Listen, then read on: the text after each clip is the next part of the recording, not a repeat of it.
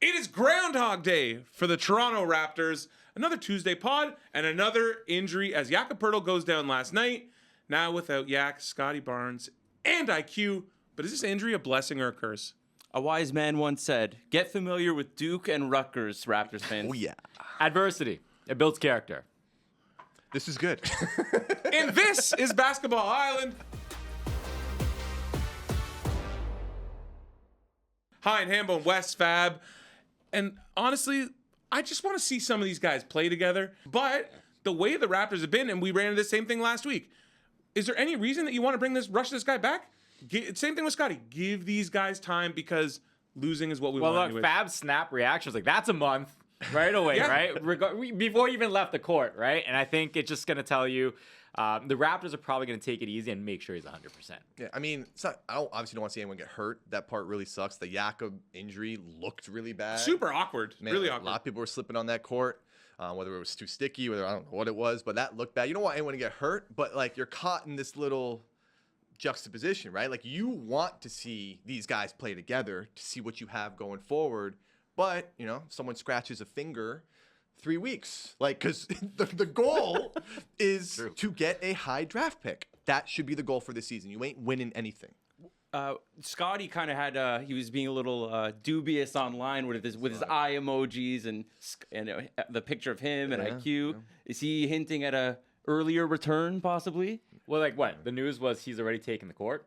He's doing some light practicing. So that's great. I think going back to Yak, though, what makes me sad about that, it's two things. Number one, career year. Yep. So that really sucks for him. I really feel for him. But then number two, last season when he got injured, look what happened to the team. It completely fell apart. I'm really worried about that with him not being there. Yeah, like Hold on. Worried? Or is this a good thing?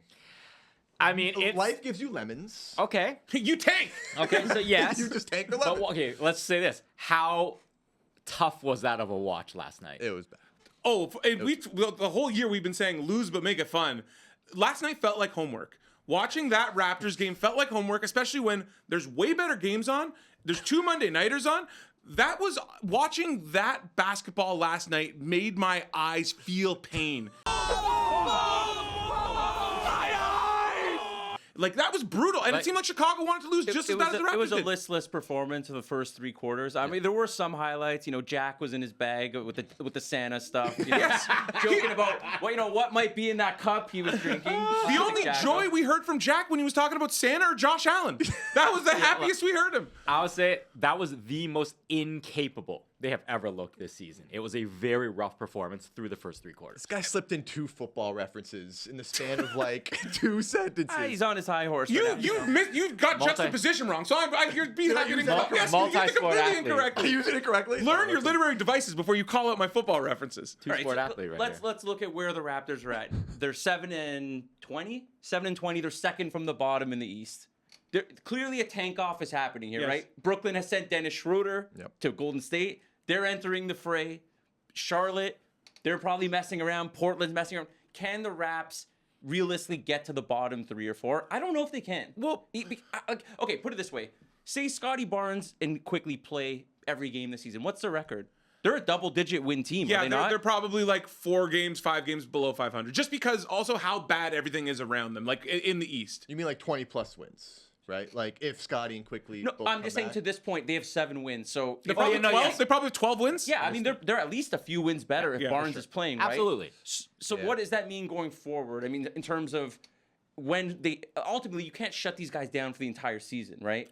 It's honestly worked out probably as best as you could hope because you see these glimpses. Scotty comes back, everybody's game kind of goes up, and you're like, oh, I see what this could look like. And then we get another injury and then another injury. It's like, oh, cool, lose 10, but then maybe Scotty comes back, everyone looks good again, gets you feeling nice, then another injury, lose 10 more. Yeah. Like, I think you just let the chips fall where they may, right? Like, just you play it, you do your best. Guys explore get the space. Guys get hurt, and you just kind of deal with it. There's you let young guys take that space up, right? So I think that's fun, but we're now entering, I think, a very critical time. So you mentioned the Schroeder trade, right? The Nets got 3 seconds. They had to give up seconds, so they made a net of 2 second-round picks. Raptors dumped that guy for nothing last year. Yeah. So looking back, that's peculiar. You have Bruce Brown, who is a trade chip. You need to focus on getting him back on the court and getting him out of Toronto by February and get some sort of asset for him.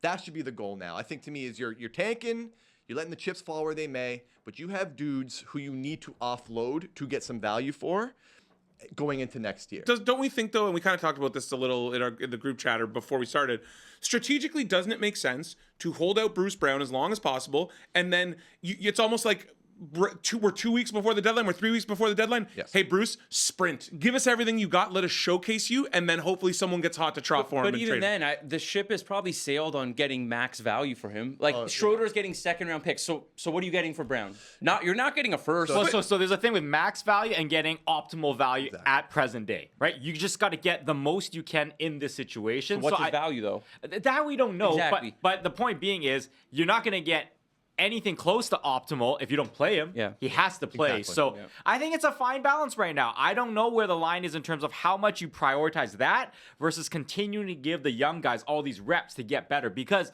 both have benefits. It's just a matter of which one the front office values more. But also, too, when it comes to like deal or development, doing those deals then help you with development in the long run. Well, a point on that, though, the Schroeder trade came a lot earlier than you typically see trades come during a season. So if the Raptors can somehow pull off something earlier, that's a way you can do a win-win. You somehow make a deal like Brooklyn did, and then that just buys you more time for all the younger players to get more reps. So I think I heard Windhorst say this. They had to make that deal when it happened because of the Melton injury in order for them to potentially move Schroeder again later in the year. But here's my question. Given we're saying, okay, it's not optimal value, it's not the peak value right now. Given how hard it's going to be based off of what everyone's saying to make a trade for a max player, does the value maybe go up a bit for those like $10 to $20 million guys because you can't go big game hunting? So you gave us a big variance there, 10 to 20 million. Yeah, okay, sorry. So I think a Schroeder contract is more of a reasonable contract to move because it's closer to that 10 million mark. Bruce Brown is at 20 million, 20 plus. That's a harder contract to move because if you're getting paid that much, you should be pretty valuable in that case. So if you can get 2 seconds, to your point, for Bruce Brown, you take it. I mean, ideally, you get a first-round pick. But see, that's a failure. I mean, when we talked about this in the summer. I brought this up. I said, did this whole Bruce Brown thing fail? And they couldn't get anything for him in the draft. He had no value there. So you coming away with a second is not. I mean, he opted into his contract. Yeah. So like that was the whole thing where it's just like, okay, they said, hey, we can roll this over, and maybe we can get something closer to the next deadline. So it's gonna be a funny balance. Like, yeah, you want to showcase him on the floor. I think if you give him 20 minutes a night, making sure he's at peak physical shape, coming off the knee stuff, so make sure he plays 25 minutes. He's still doing the leadership stuff that's supposed to be done of veterans. And then you try and trade him to a team that desperately needs him. But like, I think a point I want to go back to is like, I think it's good. It's fair to say it's a failure. That's in the past, though. Yeah. We're all in agreement. So now you, as you move forward, like you better get something, rather than nothing at all. We've seen that happen with Fred VanVleet. Same sort of thing. There was a window where you could have gotten something, end up getting nothing in return. So same thing with Bruce Brown. You can't just say like, oh, well, it's a failure. We messed that up. No, you still got to try to reap something back here. So it's going to be fascinating in the next month. How much playtime does he get? How healthy is he actually? Because you need him to showcase that he's got something to match up to that contract. And like the Poeltl injury, obviously, not great to see, but I didn't want to trade Poeltl. I'm on record on here saying it. Like, I think you trade Poeltl, you're looking for a guy like Poeltl in a year or two. Yeah. So I think just keep him. I would not, even though my guess is that teams probably want Poeltl a lot. He's having a career year. So that's the most tantalizing asset the Raptors have. I would not trade him because Raptors do have some decent young talent. They have draft capital. I think Poeltl's a guy you can build with going forward. You want the adult in the room. We've talked about it. You don't want all kids, and he's a good adult in the room. I'm going to push back on that. I think if the offer's right, I would trade him because I do think going forward with this team, they need a better rim protector or more athleticism But at the 5. what is the right offer, though? 2 firsts, you kind of have to take. That's crazy. No one's giving 2 firsts. I don't think you're getting 2 firsts. Or another young player that you can potentially build on, a forward. I don't know, some type of a shooter, like some kind of type that you can play in the front court. Someone who can give you some defensive ability. Because once again, I'm looking at this team. There's holes all over the place. There's guys who play good defensively. There's guys who play good offensively. There's not a lot of two-way. There's not many two-way players in this team. So Poeltl, I like him. I like what he can do. He can facilitate a bit. He's obviously having a career as a scorer. His defense is it's slipped a lot, and now we're gonna see without him and just Olynyk, this defense is gonna be bottom of the league. It really will. Hammer the overs on Raptors games if he's out. Going back to I was going to interrupt you. The game against Brooklyn on Thursday, they are now favorites. This is the first time the Raptors our friends at FanDuel have made them 5-point favorites. 5-2, and also we talked about how bad the Bulls game was. This is gonna my eyes will bleed from watching this. This is gonna be bad. I want to go back to one thing you said though about Bruce Brown and the $20 million contract. Yeah. Due to all this first apron, second apron team, the teams that would likely want to acquire that, do you think that's going to be a hindrance to moving him because it's so hard to make moves? I think it can be a hindrance to make trades in general, right? If you're a second apron team, you practically cannot make trades. Yeah, it's really hard. It's very, very hard. Phoenix is rumored to be in on Jimmy Butler. You're not getting Jimmy Butler because Miami's not going to want Bradley Beal. Well, let's just give to the audience who doesn't know. It's if you're a second apron team, you can't be 3 for 1, 2 for 1. It has to be 1 for 1, and $1 for $1 you have to match the contract, which is almost impossible. Yeah, and they might change the CBA. We'll see. I mean, it would make transactions. They can't do that mid-season. Not mid-season. No, maybe in the summer, but it'd make transaction season a lot more interesting. I'm on the trade machine. It's my homepage. My desktop. First of all, who has changed their homepage since 2010? When was the last time someone set a homepage? You're right. It's been my homepage for years. To me, it's just I'm on that thing. What teams can trade for Bruce Brown? The only team that I think might really, really want him is the team that originally had him when they won the title, and that's Denver Nuggets. Who can they trade for? Zeke Naji? No. Hey, that's what the Raptors. I don't want Zeke. It's Wes's boy. But I'm out there, man.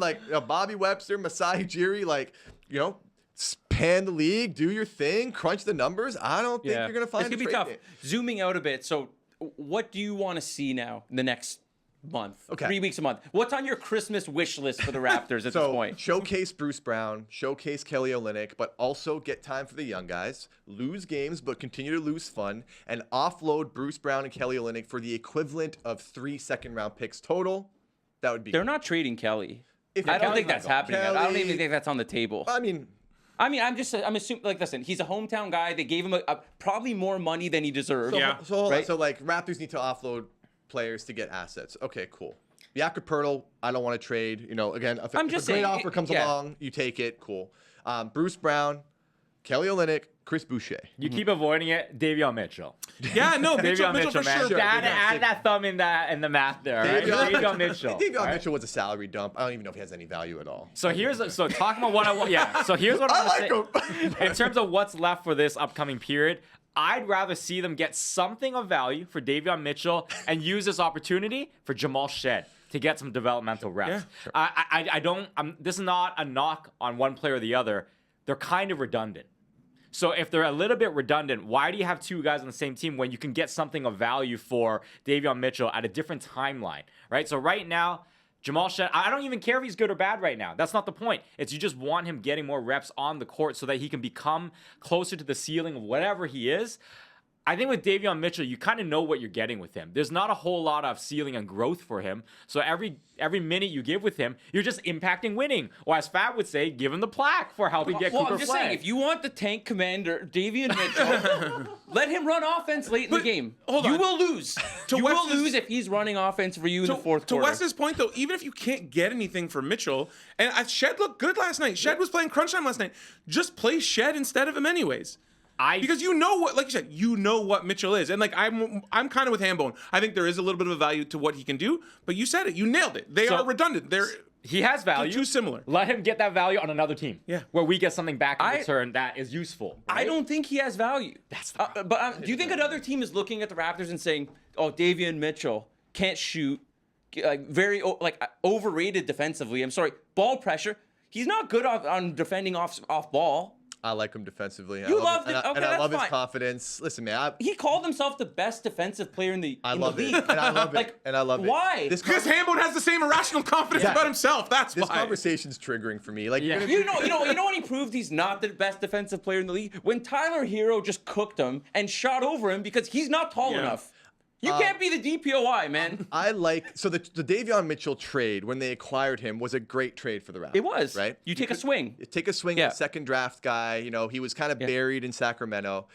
I'm not so quick to give up on him. Like, all he really needs to do is be able to bang an open three. But he can't. He's proven So that he can't you do can that. teach players to shoot. So then how come he's not been taught that so far? So you're misinterpreting what I'm saying. I'm not saying I'm giving up on Davion Mitchell. I think you try to get him more reps right now, but the equivalent value of what you can get with whatever pick could become a position of need for the Raptors, as opposed to backup point guard. They have 2 right now. Play them both. Play them both. You're not going to get anything for Davion. How long are we into? We haven't talked about RJ Barrett yet. Wow. Hold on. Oh my God, that's a record.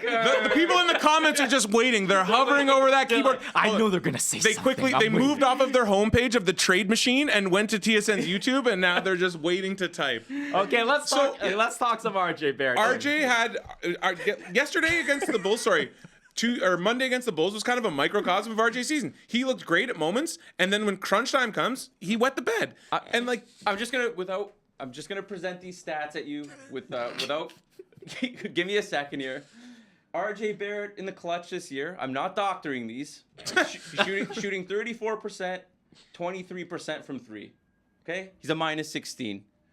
RJ Barrett has had a fine season. Okay, I'm not even hating on him. I'm just saying he's not a 3-level scorer. And late in games, when teams are just like, we're not going to let you get to the rim, it shows. And that's not a knock on him. He's done some good things this year. But it's always get 9 assists against the Bulls. Good things against bad teams. Yeah, and that's a major difference. And at home. Yes, only at home. Okay, so I'll play. Let me play Angel here. All right. Between now and trade deadline, the team's probably not looking to win games. This is a great window for RJ just to have free reign.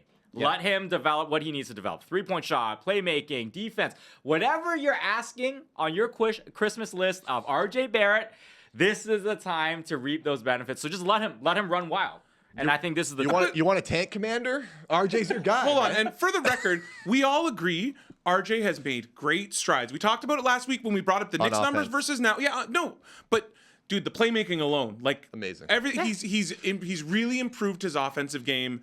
He is an asset. He's been good, but and we saw it when we talked about this when we were at the Thunder game. You really see when a team who knows how to defend tries to stop him, he just doesn't know what to do. He doesn't have enough in his bag. Yeah, which is fine. Like again, he's flashing a lot of right hand. He's finishing with his right now. He's playmaking. Still, turns the ball over, but it's okay. Just figure it out. Do your thing. But it's the defense. No, say it, Frenchie. I'm not saying it. It's the defense, and it's always going to be the defense with me. Man's got to have a code, man. I have a code. If you cannot guard, I cannot vouch for you as a guy. Can he improve defensively? So this is what I want to say. So regardless of what side you're on, whether you like him or you don't like him, this is the period to let him work on all those things because you don't like him, then his defense gets better. He becomes a better trade asset. Vice versa, if you think he's part of the future, this is a perfect opportunity where they're not worried about the results anyways. Let him make mistakes out there. Let him grow. I get laughed at by my media brethren when I say that his ideal role is a 6th man on a good team.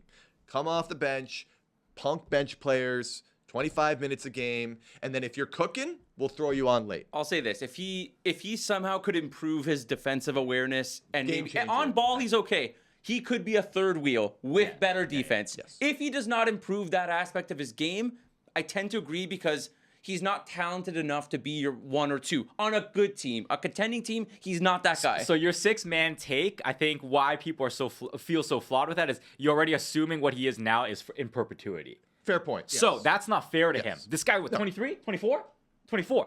There's room to grow. This is not even his peak right now. So you're selling him short on what he could become. And what he could become is, like Fab said, 2nd, 3rd wheel on a competitive team.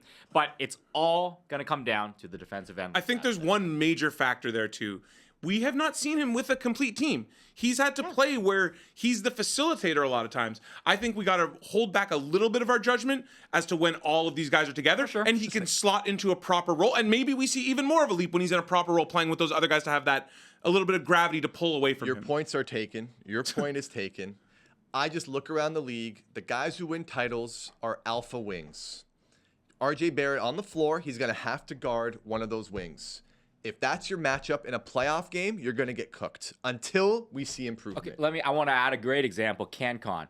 Andrew Wiggins, when he was drafted, was he considered a defensive stopper? Not really. It was flashes of athleticism. Initially out of Kansas, people thought he was going to be able to defend because of his athleticism. Yeah, That's which why is similar to that's why he RJ. was drafted first. But overall. look how late that came Yeah. in his career. So all I'm trying to say is, And it's come and gone in waves. With, different with Wiggins. athletic. Friend of the pod. Yeah, friend of the pod, Andrew So Wiggins. what I'm trying to say by that is just like, let's not sell these guys short who, just because they're early in their career, we've seen, like bad habits.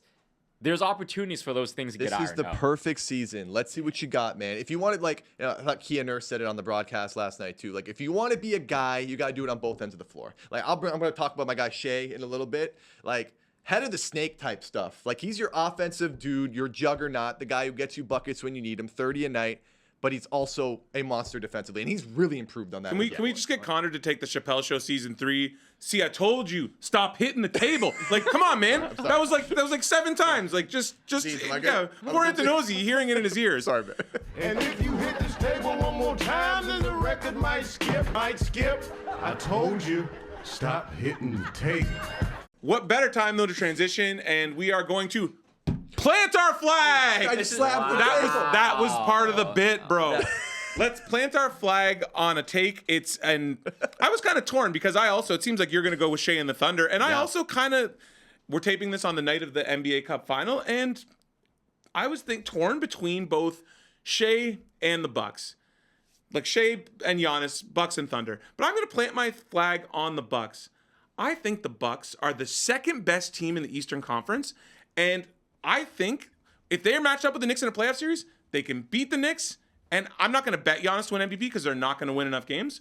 But I think it was a couple weeks ago, that game against Boston. And I started texting you guys in our group chat a monologue about how I'm going to bet Giannis MVP. I'm prisoner of the moment in here. And I decided not to bet it. And I'm glad I didn't because the Bucks wound up losing that game. But I think the Bucks are much better than dude. What are they in the last 10 now? 8-2 or 9-2 over the last Press little your bit. gut, dude. I love Giannis' value on I MVP. just don't think they can get enough team success for him to win MVP. What do they but have the to way win? he's playing right now, they need a 2 seed, and I don't think they can get there.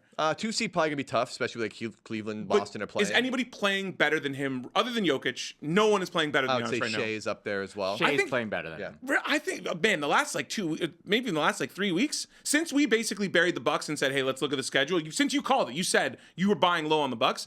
Giannis has been the best player in the NBA. It's so funny you're saying that with the NBA Cup happening tonight, the day before this airs. We're gonna find out. Yeah. Yeah. Yes, with Shea versus Giannis. I agree the Bucks look better, but I'm not buying their wins. My I'm thing- just not buying the teams they're They're beating. beating Okay. bad teams for sure, but this is kind of a fade on the Knicks as well. Sure. Because people are saying the Knicks are the clear number 2 team. I do not see it with the Knicks. Who would you guys? Wes made a face. That's a cue. Whenever Wes makes a face at one of my takes, who do you have then? I think Cleveland's pretty far I don't- ahead right I don't now. buy it for yeah, but playoffs, how many? though. But no. But you're saying number 2 seed. That's what No, you're no, sorry. That's my face. Sorry, I'm saying second best team in the East, meaning I don't think they're going to get the 2 seed. I think they could be in the conference finals against Boston. Oh yeah. They're going to be the second best team in the East. They're not catching Cleveland. That's No not chance. unreasonable. Yeah. No, that's not unreasonable. I think in a playoff series, they can beat Cleveland, and they can also get New York. But I thought you meant East number 2. I think I'm going to ask it and thinking we're all going to say no. If Giannis maybe even is playing out of world like this, can they beat Boston? And I think I'm just focused No. on that game a couple No. weeks back where it was so tight. They lack the supporting cast. They can't. Although last week they played them pretty well. Yeah, that's what I'm talking they about. gave them a tough game. They traditionally do play each other relatively well, but 7 games from Boston. Yeah, I think it's I just impossible. don't know if the Bucks have the defensive capabilities to withstand Boston for 7 games. No flexibility to really make a move either. Gary Trent Jr., man. But with that said, I mean, it does come down to matchups because I agree. I think the Bucks could probably beat Cleveland. Yes. Yeah. Right. Whereas And the actually, Knicks, I man. actually feel like Cleveland could give Boston a better series. I don't know. It just depends. It just depends who plays who, right? Yeah. I think Cleveland's a little. I mean, come playoff time, I think they're a little fugazi. But They got. so We'll too. see. We'll see. They have to prove it. We'll see. I'm like you're right. Traditionally, I agree with the makeup. yeah, the but makeup let's of just the roster. Let's see. Jared Allen. Mobley needs to be your 5, and you need to think add a stud. They haven't even When- had Max Strus this year, man. I think Add when him it, in, baby. When it comes to playoffs, and this is where the divide sometimes with all of us of barbershop versus analytics and numbers. Playoffs are all about, for me especially, you got the best player in the series. I'm usually going to want to roll with that. Yeah. And other than Boston in the East, who can? And even then, it's like Giannis is better than Tatum, but it's just the collection of Boston obviously is too much. That's why I think Boston could be conference finals team. All right, where's your flag? My flag. You'll notice I use 2 fists there if you're watching on YouTube. Shea MVP, both NBA Cup and the regular season. The domestic double. Get them both. Like, to me right now, again, I don't want to be the guy that but you slanders Jokic. He's not winning MVP. Like, if Shai Gilgeous-Alexander the Thunder wins 60-plus games in a loaded Western Conference, again, we'll see what happens in the NBA Cup, but if OKC wins that, Shai wins MVP there. And if OKC racks 60-plus wins and Denver goes around 50, they're like a 6-5 seed, like play-in. Like, despite Jokic's unbelievable numbers, I just can't fathom a world where he's going to win. Denver's going to be over... fifth in the conference. You can't give him MVP if they're fifth in the conference. Man, I've been bitten by this before. Jokic could win it. I mean, he could win it. Like, he could win it. He's putting up historical. Like, no one's done this. Once again, no one does this. The narrative right now in December always changes. And yeah, hands down, Jokic has been the best player. Jokic is the MVP right now. But I'm with Hambone. When the Thunder are first in the conference with like 55 wins, 60, maybe even 60, and that's without Chet for a large chunk of that. Yo, my money's on Shai. Yeah, well, I have money on Shai. Collectively, we all have money on Shai. They need to win 60. But man, the way he's played. It's just been unreal. How about Jokic? No, I'm talking about Shai. Shai. That semifinal against Houston absolutely cooked them. Oh my God. Dude is just. It's like you watch him and you're like, he's not even playing that well, and you're like, he's 30 again. Like how? And here's the thing: the NBA Cup stage too is, I think, a good way to put his name even more so on the map. Like, I know this point's been brought up a lot recently, but like the Thunder don't have a Christmas game. Like, like they're gonna win the West this year. That's a mistake. That's a huge mistake.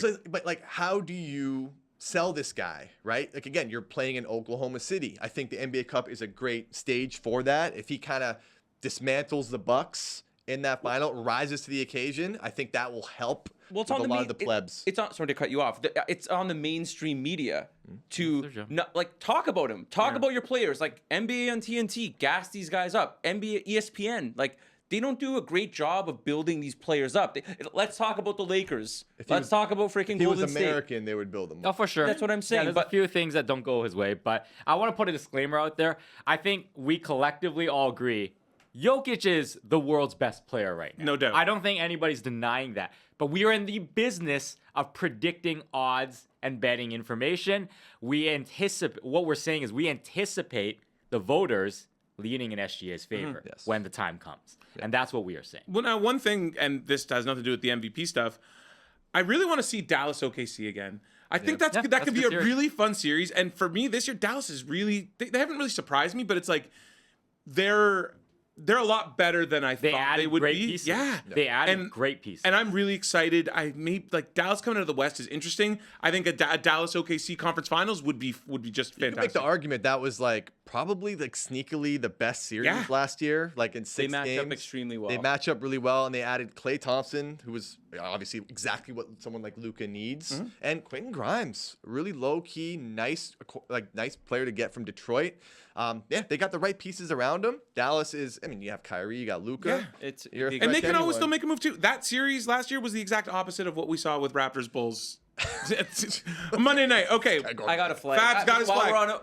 While we're on OKC, Jalen Williams, the man is an all-star, okay? NBA, don't get cute. Okay, I was talking to Javon Shepard about this. We were going through all-stars in the West, and he's like, I don't know. He's like, I think J-Dub deserves to be there, but he might not because he's just got the numbers. Look at them across the board. Here they are. Dude's just a two-way stud. He shoots it efficiently. And, he's really the second cog for OKC, who's the best team in the West right now. He needs to be rewarded for that because you're going to look at we were talking about it, and it's, Lakers are going to get 2. But why? Why do they automatically just get 2 all-stars every year? Lakers still get 2. You know why. Okay, but there's 12 guys. This team who's 10th just gets auto 2 players? Yeah. I'm just as saying, long as LeBron and Brown are there. And then what? The Suns are going to get Booker and KD? So what? Four guys are just locked in because why? Because of their name value? It's a flawed process. And I love that take, and I agree he should be an all-star. The thing with me is even when Chet's playing, I don't think you could say he's their second best player, but in terms of the scoring and what he does, it's a perfect fit for what that team needs. I think the All-Star voting is going to be fascinating to see whether it's going to be a legacy-style voting or is it going to be merit-based. I think that's what it's going to become down to. It'll be legacy. So then J-Dub's he's up against it. He's merit on merit deserving. OKC in this conference being so far ahead, deserving. Let's see. I just think a guy putting up these kind of numbers on the best team in the West, how can OKC have one All-Star? But you know what might actually help his case, and this seems to happen every year. when he doesn't make the initial team and then someone gets hurt and then it goes to like a Yeah. coaches or league decision, it's like we need to reward this That's a very team. good point. Yeah. You do get those guys who kind of sneak in anyway, but I just reward the guy. He's been amazing. That would be a convenient cop out if it were to happen. I mean, like, And it probably will. Yeah. like I kind of want to go through like the teams. So like John Morant makes it in Memphis. Şengün probably makes it in Houston. But he might not. Yeah, it might not. I'm just saying. Third in the West. I'm like- sure we'll probably do a pod in this in Yeah. a month, and I'm we'll like actually looking pick at our it. teams. Yeah, but we'll go through it. We'll go through it. What about your alpha? no one on the Tari King- Eason, the alpha. No king will make it this Mentality. year. No Yeah, king no will make king it. will make it. Like, should James Harden make it as a play? No, he will Well, not. he might. I don't think he will over James. That's a great flag. I like that. I support you, by the Yeah. way. Yeah. All right, I Wes. support- Last flag, plant it. My flag. Hold on. Yeah, You want a little get it thumb? ready. I'm betting at the price that he's at, Ime Udoka will steal Coach of the Year away from Kenny Atkinson. I get it. Cleveland's way ahead right now, and he deservedly is minus money for this. But I think the noise will start to get really loud about how this was a 500 team, a 20-win team 2 years ago, and now they're fighting for top 4 in the playoffs when, again, I keep citing this sound. Udoka was laughed at in his media day press conference when he said, our goal is the playoffs. And they kind of got laughed at about that. Well, look where they are now. So I think Udoka gets a lot of credit for the character and the style of play that these guys play with. Not a single star in this team. You just mentioned Şengün. I'm not on him, but for him to be a star of this team, that does not add up when you look across the stars in the rest of the league. So for them to go starless and to be this good, a lot of that ultimately comes down to coaching. I think Udoka's getting a lot of credit when all's said and done. What I love about that, it feels like me and Wes are going back and forth. 6 weeks ago, Wes gave the initial Udoka Coach of the Year. Then 2 weeks after that, that was one of my bold predictions. And now Wes is good. We're just going to keep doing this all year Do it. until he's the favorite. Let's speak it into Yes. fruition. We're going to make it happen, all right? Get your own Let's go. material, Just bro. to your point, they have to keep winning, and in the West, it's super tough. So you They need a top 3 losing seed. streak. You're in the play-in. But So I think the shine has sort of worn off on Cleveland. And I think it's just it's because there's nothing significant happening. but how many with them. times? And how many times we talk about narrative? People are lazy and they want new stories. I'm telling you, man. And April. the story of Cleveland being this is I agree. He is a very, very good shot. It's still Atkinson for me because if Cleveland wins 60 games, I just don't know how you can say he's not. And their losses to Atlanta are actually like Reasonable. Atlanta's good. Yeah. Atlanta beats good teams. Yeah. Atlanta gives their best against good teams. It's really weird. Yeah, I mean, listen, I love the Udoka flyer. I think it's worth it. It kind of reminds me a little bit of Jamal Mosley last year, where you can make a coherent argument for it. It's just one guy just kind of rose early, and he just might stick there. Yeah. But I do like the. I think I'm with you. And you know what? As soon as we finish, let's bet it again. Let's go to the Bet. FanDuel app and bet it again.